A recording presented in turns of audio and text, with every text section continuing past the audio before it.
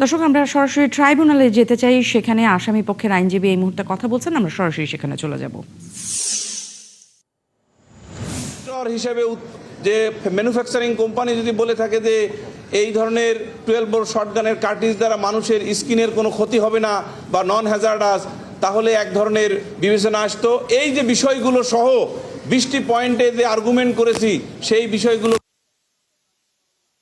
জানতে পারবো না, কারণ অনারেবল ট্রাইব্যুনাল শুধুমাত্র substance of the findings as well as operative part of the judgment ঘোষণা করেছেন। সেই operative part of the judgment অনুসারে আমাদের কন্ডাক্টেড 29 নম্বর আসামি একটি চার্জে হাজতবাস এবং হাজতবাসকালীন বা আন্ডারগন, আর বাকি চার্জগুলো থেকে খালাস পেয়েছেন। আর 8 এবং 9 নম্বর আসামি মোট 5টি চার্জে অভিযুক্ত হয়ে ট্রায়ালের সম্মুখীন হয়েছিলেন। তার 4টি চার্জ হইতে 2 জনে খালাসপ্রাপ্ত হয়েছেন। মাত্র একটি চার্জে তাদের 2 জনকে মৃত্যুদণ্ডে দণ্ডিত করা হয়েছে। আমরা ট্রাইব্যুনালের আপাতত উক্ত রায়ে সংক্ষুব্ধ প্রত্যাশার নিরিখে, যেহেতু আমরা প্রত্যাশা অনুযায়ী খালাস পাইনি, আমরা রায়ের কপি অর্থাৎ পূর্ণাঙ্গ রায়ের কপি হাতে পেয়ে পুঙ্খানুপুঙ্খ বিশ্লেষণ করে মহামান্য আপিল বিভাগে দায়ের করে আপিল শুনানি অন্তে খালাস পাবো বলে দৃঢ়ভাবে বিশ্বাস করি ইনশাল্লাহ।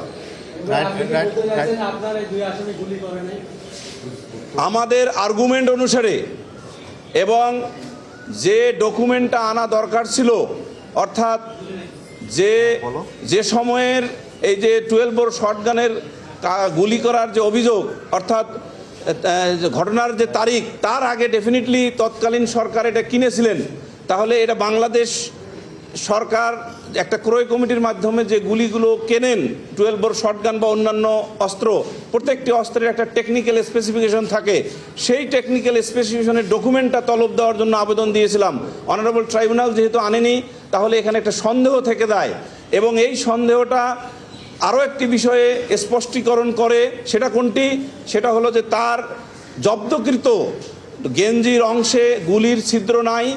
আরেকটি বড় বিষয় হলো, একটি মানুষ যদি গুলিতে আহত বা নিহত হয়, তাহলে তার দেহে যে অংশে গুলি লাগবে সেই অংশে কিন্তু টেম্পোরারি কেভিয়েশন হবে। এটাই মেডিকেল সায়েন্সের কথা। সেই টেম্পোরারি কেভিয়েশনের অনুপস্থিতি অ্যাজ ওয়েল অ্যাজ ভিকটিম অর্থাৎ আবু সাঈদের ডেড বডির এক্সরে এবং রেডিওস্কোপিক টেস্ট না করার কারণে তার দেহে গুলির কার্তিজের কোনো অংশ ছিল কিনা সেটাও কিন্তু আমাদের অজানা।